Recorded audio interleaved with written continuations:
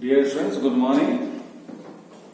We are proceeding electricity chapter.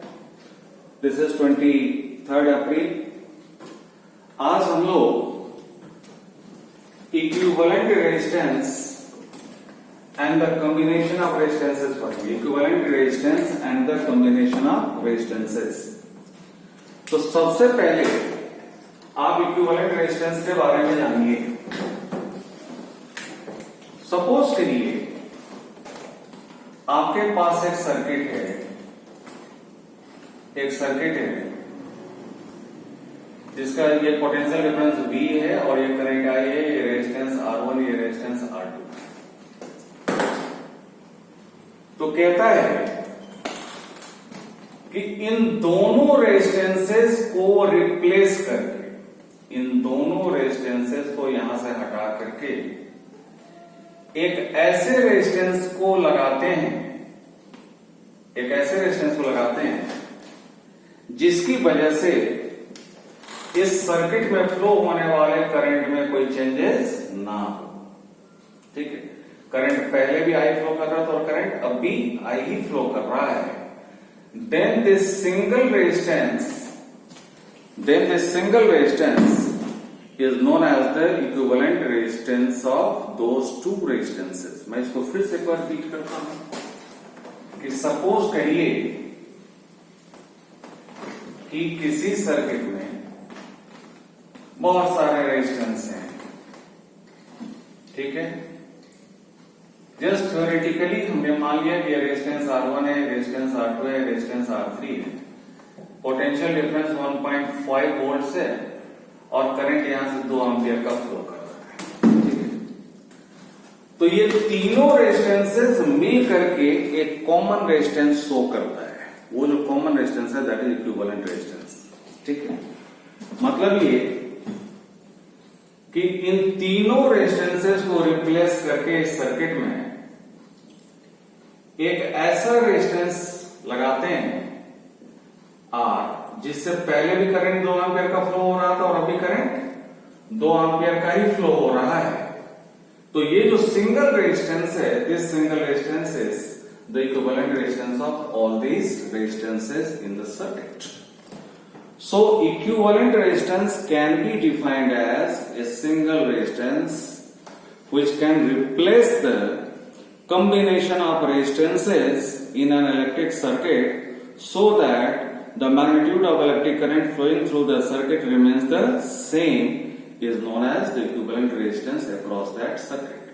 तो एक ऐसा रेजिस्टेंस जो किसी गिवन सर्किट के सारे रेजिस्टेंसेस को रिप्लेस कर दे, जिससे उस सर्किट में फ्लो होने वाले करंट में कोई फर्क ना पड़े, तो that single resistance is known as the equivalent resistance of all the resistances. Simply आप ये कह सकते हैं कि इन तीनों का इफेक्टिव रेजिस्टेंस, तीनों का जो कंबाइंड इफेक्ट वाला रेजिस्टेंस होगा, this is the equivalent resistance. Okay, अब इस इक्विवेलेंट रेजिस्टेंस और कॉम्बिनेशन ऑफ रेजिस्टेंसेस को हमें पढ़ना है, जिसमें 2 तरह का कॉम्बिनेशन पढ़ना है, series combination and parallel combination. बहुत ध्यान से देखिएगा और जहां प्रॉब्लम हो पूछिएगा.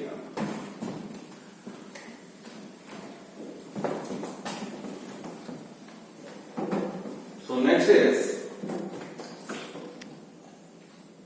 series combination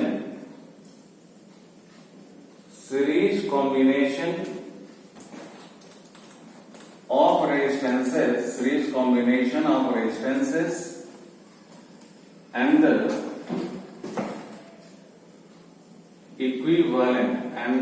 equivalent resistance. Series combination of resistances and the equivalent resistance. Series combination क्या होता है पहले ये देख लीजिए. मान लीजिए कि ये एक रेजिस्टेंस है, ये एक रेजिस्टेंस है, ये एक रेजिस्टेंस है. इनको अगर हम इस एंड से इस एंड को जोड़ दिया, दूसरे के दूसरे एंड से तीसरे के पहले एंड को जोड़ दिया, और पहला का पहला एंड और तीसरा का लास्ट एंड, इनको अगर एक सेल से हम लोग जोड़ते हैं,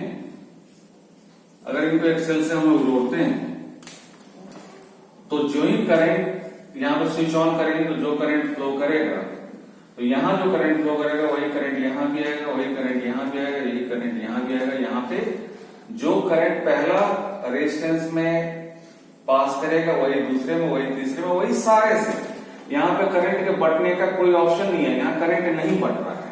तो अगर सेम करंट सबों से पास कर रहा है तो इस तरह के कॉम्बिनेशन को बोलते हैं series combination.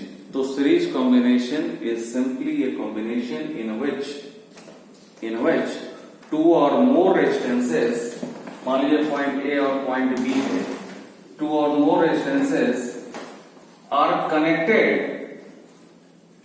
end to end, मतलब एक एंड से दूसरे connected end to end in an electric circuit, so that the magnitude of, या simply so that the current which enters the first resistance also enters all the resistances is known as series combination। ये resistance हमने R1 मान लिया, ये resistance हमने R2 मान लिया, ये रेजिस्टेंस हमने R3 मान लिया। मैं फिर बता दूं एक बार कि series combination is the combination of resistances in which two or more resistances are connected end to end, एक एंड से दूसरे end to end, in such a way that the current which enters the first resistance also enters through all the remaining resistances is known as series combination।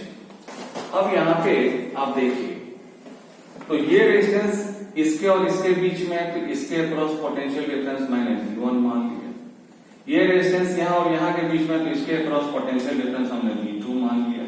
और ये resistance इसका और इसके बीच में, इसके अक्रॉस हमने पोटेंशियल डिफरेंस V3 मान लिया।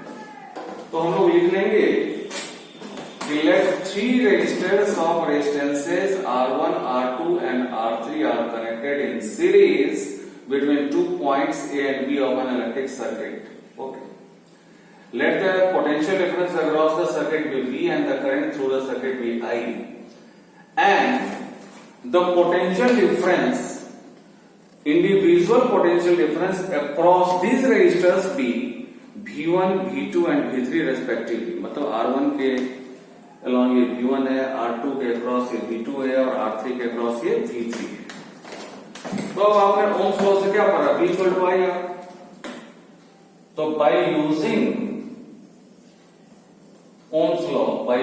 ओम्स लॉ वी हैव क्या, अब ये पहला रेजिस्टर को हम देखते हैं। तो यहाँ पे पोटेंशियल डिफरेंस है V1, करंट है I और रेजिस्टेंस है R1, तो V इक्वल टू IR होता है। तो पहले रेजिस्टर के लिए मैं V1 equal to I into R1 लिख सकता, दिस इज फर्स्ट। सिमिलरली मैं V2 equal to I into R2 लिख सकता, ये सेकेंड।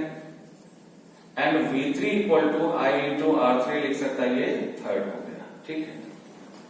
अब मान लीजिए कि इन तीनों रेजिस्टेंसेस का अगर इक्विवेलेंट रेजिस्टेंस R हो, अगर इसका इक्विवेलेंट रेजिस्टेंस R हो, तो अगर इन तीनों के बदले हम रेजिस्टेंस R लगाते हैं तो करंट जो फ्लो हो रहा था उसमें कोई चेंजेस नहीं होगा। मतलब करंट पहले भी I फ्लो कर रहा था और अभी करंट I ही फ्लो कर रहा है। तो if the equivalent resistance be R, then हम क्या लिख सकते हैं, V, अब इस पूरे के अक्रॉस पोटेंशियल डिफरेंस है V, तो V इक्वल टू IR, ये हो गया फोर्थ। अब ये बताइए कि यहाँ पे पोटेंशियल डिफरेंस का सिंगल सोर्स है, ये सेल, तो यही पोटेंशियल डिफरेंस तीन जगह बटा, यहां, यहां और यहां। तो आप लिख सकते हैं कि since V equal to V1 plus V2 plus V3, therefore मैं V के बदले क्या लिख सकता, IR, V1 के बदले मैं लिख सकता IR1, V2 के बदले लिख सकता IR2 और V3 के बदले लिख सकता IR3। That implies IR equal to I common ले लेंगे तो this will be R1 plus R2 plus R3, I cancel. So finally we have R equal to R1 plus R2 plus R3। इन सारे resistances को अगर जोड़ देंगे तो ये इक्विवेलेंट रेजिस्टेंस का वैल्यू दे देगा। तो ये जो रिजल्ट है इसमें आपने क्या देखा, equivalent resistance is equal to the sum of the resistances in series. So in statement, in series combination, the equivalent resistance is equal to the sum of the resistances connected in series. Yes, and this statement is called the law of series combination. ठीक है, तो ये मेरा था series combination of resistances and the equivalent resistance. Okay, next combination में अगले video में बताता हूँ. ओके.